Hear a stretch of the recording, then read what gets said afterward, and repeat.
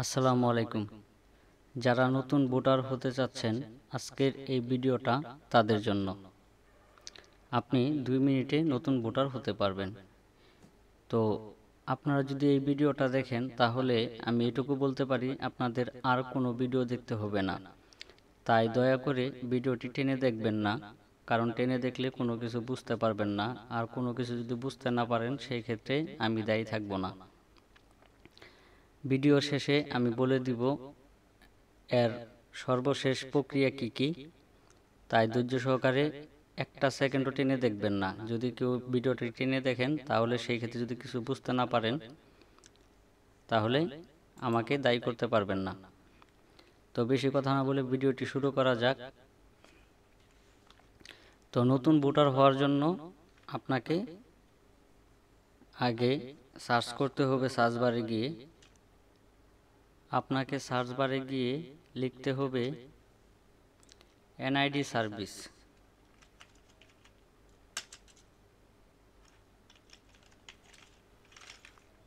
এটা লিখে সার্চ করে দিবেন। তারপর প্রথমেই যে ওয়েবসাইটটা আসবে, এই যে এখানে একটু খেয়াল করেন, service.nidw.gov.bd, এই ওয়েবসাইটে চলে যাবেন। এই ওয়েবসাইটে চলে যাওয়ার পর এখানে আছে অ্যাকাউন্ট নেই, এখানে আছে নিবন্ধনের জন্য আবেদন করুন। তো আমরা যেহেতু নতুন ভোটার হব, সেজন্য আবেদন করুন বাটনে একটা ক্লিক করে দেব। আবেদন বাটনে ক্লিক করে দেওয়ার পর এখানে যে ভোটার হবে তার নামটি এখানে লিখতে হবে। তো আমি তার নামটি ইংরেজিতে লিখে দিচ্ছি।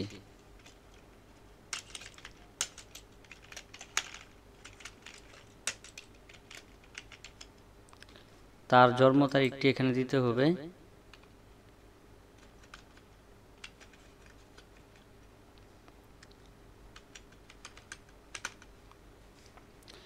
সব শেষে নিচে এই ক্যাপচাটা এখানে দিয়ে দিবেন। আপনাদের এখানে যে ক্যাপচাটা থাকবে সেটাই এখানে দিয়ে দিবেন।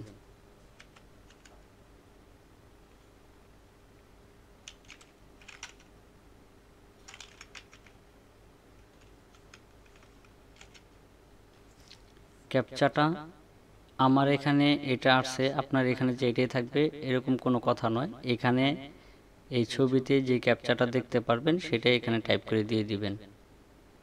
দেওয়া হয়ে গেলে বহাল বাটন একটা ক্লিক করতে হবে। তো এখানে বলতেছে ক্যাপচাটি সঠিক নয়। সঠিক না হলে আবার পুনরায় দিবেন।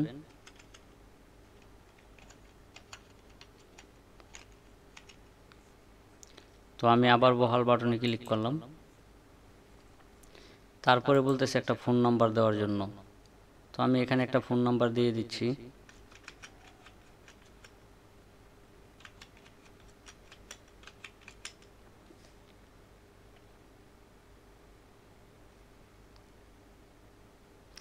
দিয়ে বার্তা পাঠান বাটনে একটা ক্লিক করতে হবে।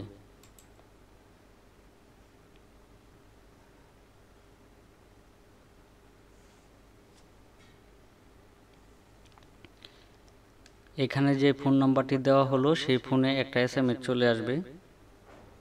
সেই এসএমএসে একটা কোড থাকবে, সেই কোডটা এখানে দিতে হবে। তো আমার এখানে চলে আসছে এসএমএসটা। এসএমএসে যে কোডটা আসছে সেটা আমি এখানে দিয়ে দিচ্ছি, 326802। তারপর আমি আবার বহাল বাটনে ক্লিক করলাম।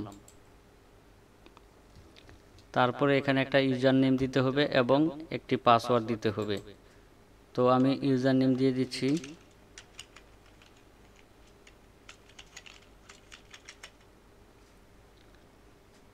ইউজার নেমটি একটু বড় দিবেন, কারণ এরকম ইউজার নেম মিলে যায়। তো আমি এটা ইউজার নেম হিসাবে দিব। তো এখান থেকে আমি পাসওয়ার্ডও দিয়ে দিলাম। আপনারা পাসওয়ার্ডটা টাইপ করে দিবেন, আমি কপি করে দিয়ে দিলাম। তারপর এখানে আবার আমি বহাল বাটনে ক্লিক করে দিলাম। তো মোটামুটিভাবে আমরা যারা ভোটার আইডি কার্ড ডাউনলোড করি এরকমই একটা লগ ইন করার পর প্রোফাইল দেখতে পাই। তো এটাও কিন্তু এরকমই একটা প্রোফাইল তৈরি হয়ে গেছে। তো এরকম প্রোফাইল তৈরি হয়ে গেছে, তৈরি হওয়ার পর এখানে আরও অনেক কাজ করতে হবে। তো সর্বপ্রথম আমি প্রোফাইলে চলে আসলাম। চলে আসার পর এখানে তিনটে অপশন আছে, ব্যক্তিগত তথ্য, অন্যান্য তথ্য, ঠিকানা। এই তিনটা জিনিস আমাকে ফিল আপ করতে হবে। এই তিনটা জিনিস ফিল আপ করার পর আমার কাজ শেষ। তো প্রথমে আমি ব্যক্তিগত তথ্যতেই থাকি। তো ব্যক্তিগত তথ্যতে রাখার পর এখানে এডিট বাটনে আমি একটা ক্লিক করে দিলাম।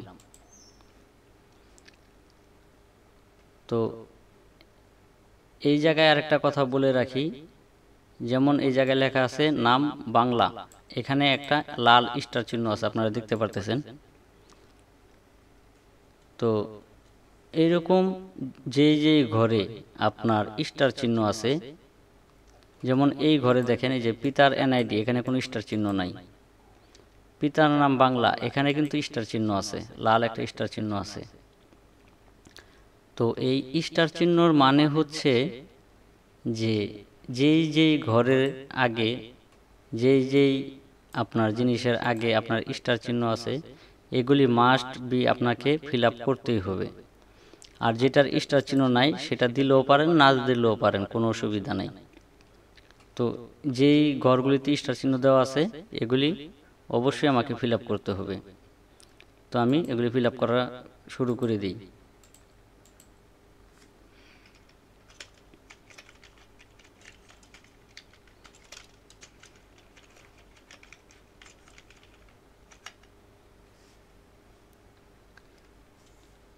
তো এটা ফিল আপ করে দিলাম।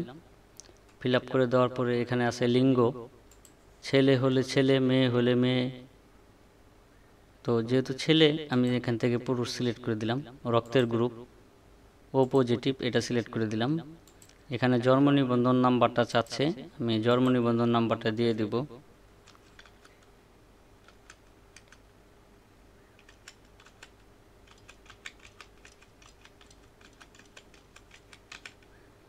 তো আমি জন্ম নিবন্ধন নাম্বারটা দিয়ে দিলাম। তারপরে এখান থেকে চাচ্ছে জন্মস্থান, আমি জন্মস্থানটা এখান থেকে দিয়ে দিব।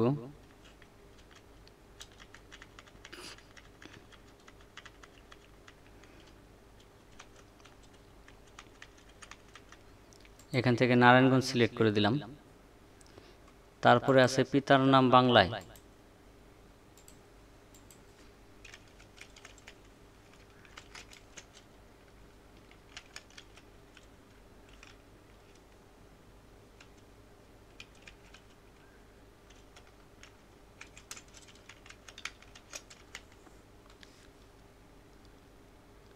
তারপরে এখানে আছে পিতার নাম ইংরেজি, তো এটাও এখানে আমি দিয়ে দিব।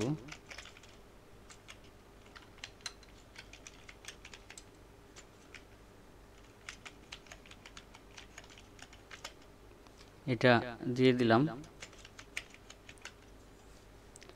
তারপরে এখানে আছে পিতার এনআইডি, যদি আপনারা দিতে চান দিতে পারেন, না দিলেও কোনো অসুবিধা নেই, থাকলে দিয়ে দিবেন, এটাই ভালো। তো আমি ভিডিওটা বড় করব না বিদায় এখানে এগুলি দিচ্ছি না, যেহেতু এখানে স্টার চিহ্ন নাই। আপনারা দিয়ে দিবেন, যদি পারেন দিবেন, না দিলে অসুবিধা নেই। তারপরে এখানে আছে মাতার নাম। তবে আরেকটা কথা বলে রাখি, পিতা যদি মৃত হয় তাহলে এই মৃত বাটনে ক্লিক করে দিবেন। আর এখানে মৃতর সাল কত সালে মারা গেছে সেটা এখানে উল্লেখ করে দিবেন। যেহেতু উনি মৃত না, এজন্য আমি এটা দিচ্ছি না। তারপরে আছে মাতার তথ্য, মাতা যদি মৃত হয়ে থাকে তাহলে এখানে একটা ক্লিক করে দিবেন। তারপরে এখানে সালটা দিয়ে দিবেন, যেহেতু মাতা মৃত না এজন্য আমি এটা ক্লিক করছি না।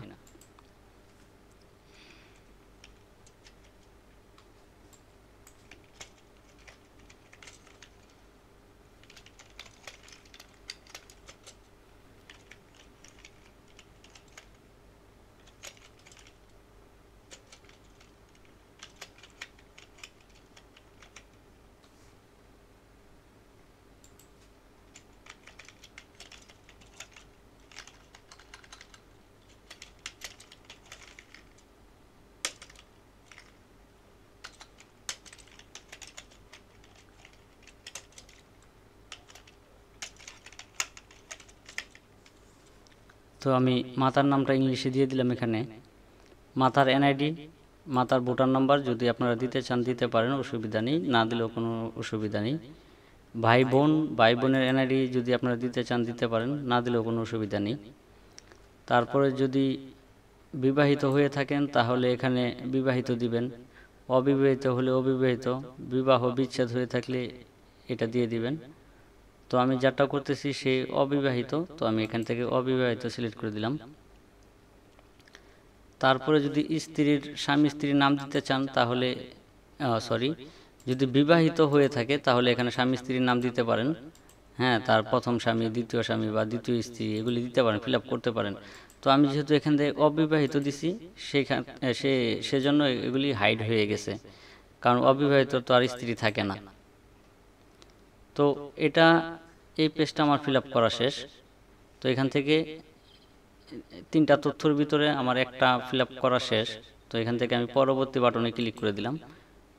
পরবর্তী বাটনে ক্লিক করার পর অন্যান্য তথ্যতে চলে আসছে।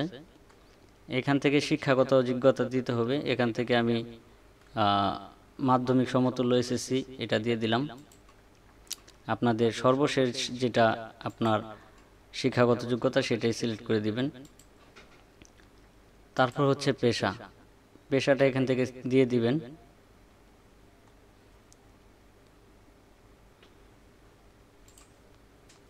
যদি কোনো আপনার উনি যদি কোনো প্রতিবন্ধী বা অন্য কোনো কিছু থাকে তাহলে এখান থেকে এটা সিলেক্ট করে দিবেন। দৃষ্টি প্রতিবন্ধী, শারীরিক প্রতিবন্ধী, শ্রবণ প্রতিবন্ধী, বাক প্রতিবন্ধী, যদি অন্যান্য কিছু থাকে বা অন্যান্য কিছু যদি এগুলির ভিতরে যদি না হয়ে যদি অন্য কিছু থাকে তাহলে অন্যান্য সিলেক্ট করে এখানে সেটা লিখে দিবেন। তো আমি এটা নির্বাচন করব না, কারণ উনি কোনো প্রতিবন্ধী না। যদি প্রতিবন্ধী হয়ে থাকে তাহলে এখান থেকে প্রতিবন্ধীর ধরনটা সিলেক্ট করে শনাক্তকরণ চিহ্ন বাংলায় এখানে লিখে দিবেন। তো আমি অপশনটা দেখালাম, কিন্তু আমি এখানে ফিল আপ করবো না, কারণ আমি যারটা করতেছি সে প্রতিবন্ধী না। তারপর এগুলি সব অপশনাল। যদি ওনার টিন নাম্বার থাকে, টিন সার্টিফিকেট থাকে, সেটা এখানে দিতে পারেন। ড্রাইভিং লাইসেন্স থাকলে এখানে দিতে পারেন, পাসপোর্ট থাকলে এখানে দিতে পারেন। এখান থেকে ধর্মটা সিলেক্ট করতে হবে, কারণ এটা স্টার চিহ্ন দেওয়া আছে। তো আমি এখান থেকে ইসলাম ধর্ম দিয়ে দিলাম। তো টেলিফোন নাম্বার যদি থাকে এখান থেকে দিতে পারেন, এগুলি অপশনাল। তো আমার এই পেজটাও ফিল আপ করা শেষ। এখন আমি পরবর্তী বাটনে আরেকটা ক্লিক করে দিলাম। এখানে বলতেছে যে অবস্থানরত দেশের নাম। তো আমি যেহেতু বাংলাদেশেই আছি এবং আমি যারটা করে দিছি সেও যেহেতু বাংলাদেশে আছে, এখান থেকে আমি বাংলাদেশ সিলেক্ট করে দিব। তারপর এখানে 2টা অপশন আছে, বর্তমান ঠিকানা এবং স্থায়ী ঠিকানা। তো আপনার যদি বর্তমান ঠিকানা এবং স্থায়ী ঠিকানা আলাদা আলাদা হয়ে থাকে সেক্ষেত্রে আপনি বর্তমান ঠিকানা এবং স্থায়ী ঠিকানা আলাদা আলাদাভাবে দিতে পারেন। তো আমি বর্তমান ঠিকানাতে ক্লিক করে দিলাম। বর্তমান ঠিকানাতে ক্লিক করে দেওয়ার পর এখান থেকে আমাকে সিলেক্ট করতে হবে। তো বিভাগ ঢাকা, জেলা নারায়ণগঞ্জ, উপজেলা নারায়ণগঞ্জ সদর, আরএমও হচ্ছে পল্লী, সিটি পল্লীতে আপনার সিটি কর্পোরেশন থাকবে না, এটা থাকবে ইউনিয়ন পরিষদ। তো আমি এনায়েতনগর ইউনিয়নটা দিয়ে দিলাম। মৌজা হচ্ছে আপনার গ্রাম মহল্লা যেটা বলে সেটা দিয়ে দিবেন এখান থেকে। ইউনিয়নের ওয়ার্ড নাম্বার এটা আমি এখান থেকে দিয়ে দিলাম। তারপরে হচ্ছে এখান থেকে গ্রামটা সিলেক্ট করে দিলাম। বাসা হোল্ডিং নাম্বার এখানে দিয়ে দিবেন। যদি আপনাদের বাসা হোল্ডিং নাম্বার জানা থাকে সেটা দিয়ে দিবেন, তা না হলে আপনাদের যে বাসার যে আপনার ট্যাক্সের রসিদ সেখানে আপনারা পেয়ে যাবেন বাসার হোল্ডিং নাম্বার। তো আমি এখান থেকে দিয়ে দিলাম এটা। তো এখানে লেখা আছে post office Bangla, post office খুঁজুন। এখানে দেখেন ছোট করে একটা লেখা আছে, এখান থেকে অনেকগুলি পোস্ট অফিস আছে। তো আমি এখান থেকে একটা পোস্ট অফিস সিলেক্ট করে দিয়ে দিব। তো আমি নারায়ণগঞ্জ সদরই দিয়ে দিলাম। তো এখানে অটোমেটিক 1400 যে পোস্টকোড সেটা অটোমেটিক নিয়ে নিছে। তারপর হচ্ছে ভোটার এরিয়া, যে এলাকায় ভোটার হতে চাচ্ছে মানে ভোট দিতে চাচ্ছে, তো আমি 12 বুকটা সিলেক্ট করে দিয়ে দিলাম। তারপর এখানে আছে স্থায়ী ঠিকানা। যদি আপনার বর্তমান ঠিকানাটা হচ্ছে আপনি যেই এলাকায় ভোট দিতে চান, আর স্থায়ী ঠিকানাটা আপনার এনআইডি কার্ডের পিছনে কিন্তু শো করবে না, কিন্তু সার্ভারে থাকবে। আর বর্তমান ঠিকানাটা হচ্ছে আপনার যে আপনি যে ভোটার আইডি কার্ডের পিছনে যে ঠিকানাটা থাকবে সেটাই হচ্ছে বর্তমান ঠিকানা। আপনাদের যদি দুইটাই এক হয় তাহলে এক দিবেন, আর যদি দুটো আলাদা আলাদা হয় আলাদা আলাদা দিবেন। তো আমি এখান থেকেই দিয়ে দিচ্ছি, যেহেতু আমার দুইটাই এক।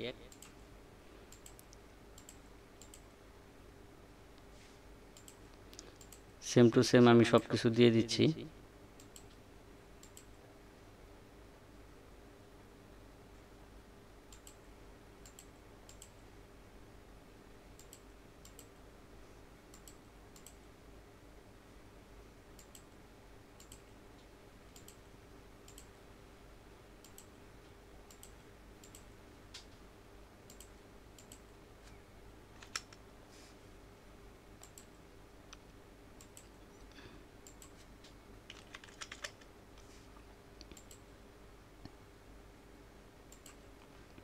আচ্ছা, আমার এই পেজটাও ফিল আপ হয়ে গেল। তো এখান থেকে আমি কি করব, সেই পরবর্তী বাটনে একটা ক্লিক করে দেব। সরি, এই জায়গায় বলা হয়েছে যে ভাষা হোল্ডিং নাম্বারটা বাংলায় লিখতে হবে।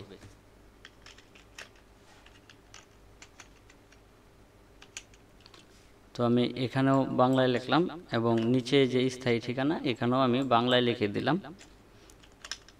আচ্ছা, লিখে দেওয়ার পর আমি পরবর্তী বাটনে ক্লিক করে দিলাম।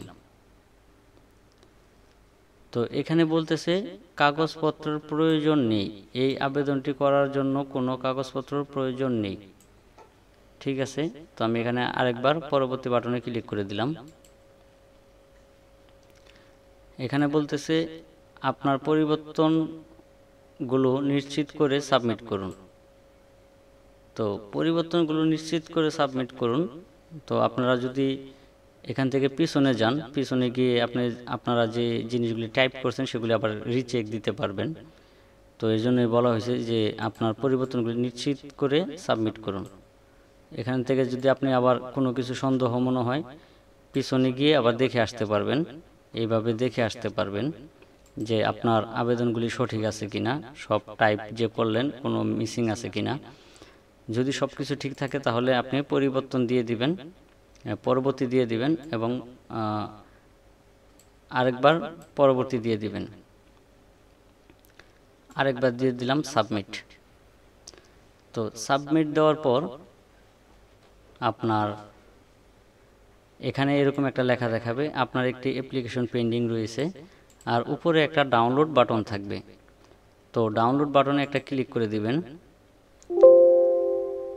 ডাউনলোড বাটনে ক্লিক করে দেওয়ার পর আপনি যেই আবেদনগুলো করলেন এটার একটা পিডিএফ ফাইল আপনি পেয়ে যাবেন।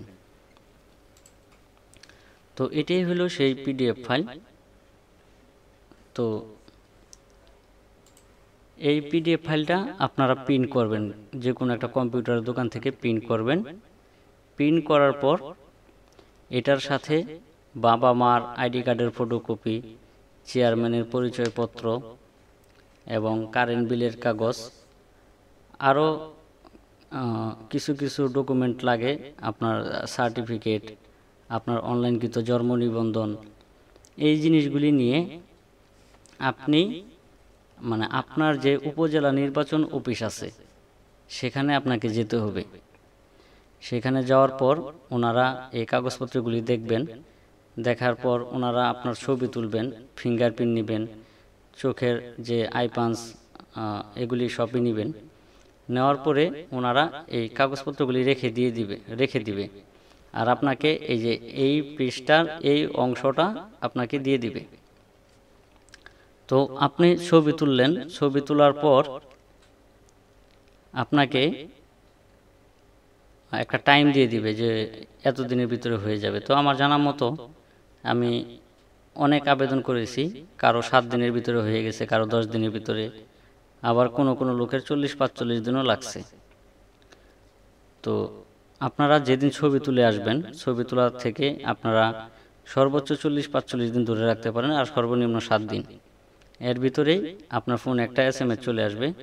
আপনি আবেদন করার সময় যে মোবাইল নাম্বারটা দিয়েছিলেন, তো আমি এখান থেকে একটু দেখিয়ে দিচ্ছি যে আবেদন করার সময় আপনার যে ফোনে যে OTP আসলো, যে মোবাইল নাম্বারটা দেওয়া হয়েছিল, ওই নাম্বারে আপনার একটা 105 থেকে SMS আসবে, যে আপনাকে বলা হবে যে আপনার NID কার্ডটা হয়ে গেছে।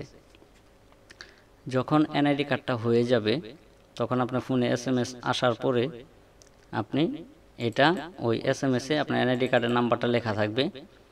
ওই NID কার্ডের নাম্বারটি দিয়ে আপনি আপনার যে কোনো কম্পিউটার দোকান থেকে বা আপনি নিজেও ফোন থেকে NID কার্ডটা ডাউনলোড করে প্রিন্ট করে লেমিনেটিং করে আপনি ব্যবহার করতে পারবেন। তো এই ছিল আজকের মতন ভিডিও। আমি এরকম ভিডিও ইউটিউবে অনেক দেখেছি, কিন্তু আমার মতন কেউ বিস্তারিতভাবে আলোচনা করে নাই। এগুলি শুধু তারা বলেই গেছে যে ঘরে বসে আপনি ভোটার হতে পারবেন, কিন্তু আবেদন করার পরে কি কি কাজ করতে হয় এগুলি নিয়ে কিন্তু কেউ কথা বলে না, কারণ ওনারা নিজেরাও জানে না যে এরপরে কি কাজ আছে। তো যাই হোক, আজকের এই ভিডিওটা এই পর্যন্তই। তো ভিডিওটা যদি ভালো লেগে থাকে তাহলে অবশ্যই চ্যানেলটা একটা সাবস্ক্রাইব করে দিয়ে যাবেন। এরকম আরও ভিডিও সবার আগে আপনার কাছে চলে যাবে। আর যদি অলরেডি সাবস্ক্রাইব করে থাকেন তাহলে আপনাকে অসংখ্য ধন্যবাদ। আসসালামু আলাইকুম।